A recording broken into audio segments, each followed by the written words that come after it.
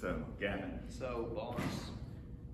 we have been preaching through Ephesians, and we've had some of the good parts, Yeah. and we went from one part of Ephesians. We'll pick up with the end of chapter 6 this coming week, but we missed the end of chapter 5 and the beginning of chapter 6, Yes. where it's my favorite, no, not my favorite verses in the Bible. It's hard verses, and sometimes the lectionary does this because the people who put it together are probably preachers, but they'll skip some difficult texts. So first off, we're going to start doing some of these videos on these difficult texts. Yeah. Like, how do we actually wrestle with these? Which difficult texts are we skipping this Sunday? So, we are moving from kind of Paul's admonitions and his sort of, here's what a Christian looks like. Don't be drunk and tell the truth. Right. Don't be drunk, tell the truth, stop lying, you know. And then kind of, then at the end of chapter 5, he starts talking kind of about marriage. And he has this very famous, infamous. It was read at my wedding. Was it really? It was. That's tough. I'm divorced now, so. Okay. This wives submit to your husbands. There's more there, but that's the thing that gets singled out. Yep. And then in the beginning of chapter 6, we get children submit to your fathers, and then fathers don't anger your children, and then slaves submit to your masters. And those are the three that kind of get pulled out. There's a lot there that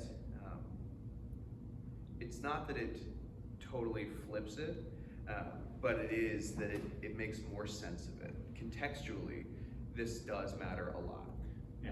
Popularly, I don't know if I'd say popularly, but this gets read and this gets abused as subjugation of women, paternalism and subjugation of children, and then maybe most obviously, an endorsement of slavery. Which is not actually what's there. Okay, right? what is there? Good question. Let me do this. I'll just clean up whatever. Thank you. So one of the things that is there is this idea in total of what scholars, what preachers, what theologians, what readers of the Bible have called mutual submission. And it's this idea that there is this constantly placing others above, right? This kind of seeing here, wives submit to your husbands, and then husbands love your wives as Christ loved the church. And what did Christ do for the church? He died, right? And so there's this idea that all of this submission is for the mutual flourishing, right? And so when it comes to submission, whatever that means, one, the word submission isn't even in that verse, right? It just says wives over to your husbands, right? Or as to your husbands, right? And so that's kind of coming from the verse before, which is all about like Christ, or the church submitting to the headship of Christ, the leadership of Christ. And so also in this passage is this as to God, right? And so that has been taken to mean for a long time, we need to serve, or as a admonition, right, to serve husbands, fathers, slave masters as to God, or as God, and that's simply not it. It's this understanding that all of this is part of our worship. All of this is part of our work for the kingdom of the living God, right? And so all of this is about community building. All of this is about looking out for the flourishing of everyone. And so like this is protecting, this is caring for, this is giving self up for, and kind of trusting that the people around you, the community, especially within the family, I mean, this is a household code. This is a very typical first century and kind of ancient Near Eastern, biblical times. This was a very common thing of here's how we act within the household. But what Paul is doing more than anything is he's taking this very standard Roman structure of a household cult where the father, or the pater familias, was at the top, right? And everything kind of he set the tone. He was the one that everything kind of flowed through, everything submitted to him. And he's saying, okay, that's a reality that we're living with at this point in time. Here's how we actually take that, submit it to Christ, not under the headship of the pater familias, not under the headship of the male head of household, right? And so there's this part where it's like, here's what we're dealing with in our context, in our time. Here's how we work with what's here, the structure that's already here, and we take it and we're not getting rid of it, because there was no way that Paul could have said anything like this, especially to the church in Ephesus, right? And had this be taken as legitimate or anything like that, it would have been seen as something crazy that he was doing. Instead, he's saying, let's take this, let's tweak it, let's start to move. Let's start to move all of this toward an understanding that we are all totally level at the foot of the cross, that we are all totally under the headship of the living God, not the pater familias, not the head of the household, but everything is working together under the headship of Christ. Yeah, the way, I mean, no one listening or reading would have had a category if Paul would have said, husbands, submit to your wives, parents, submit to your children, right? And so the way he takes it in saying, husbands, submit to your wives as an act of worship of God, as part of your faithfulness, and husbands, love your wives. Adding that part in, I mean, that levels the playing field. He adds in, or kids, submit to your dads. Dads, don't frustrate your child. Do not anger your children. Don't drive them to anger. Yeah. Like, so he's circling that back around in a way that folks would have said, okay, here's the reality we're living in.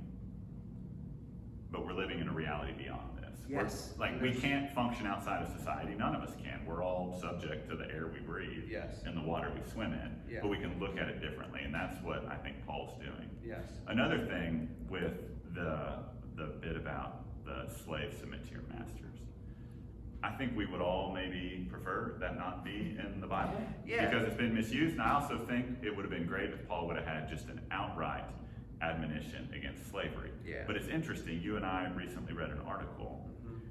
Abolitionists use these passages. Yeah, this is so fascinating. There was a point where, I think it was 1774, a group of abolitionists and freed enslaved people, formerly enslaved people, went to a state house somewhere, I can't remember where, Massachusetts maybe, and used these passages to say, by you breaking up our families, by you not allowing us to be with our families, you're actually not allowing us to be Christian.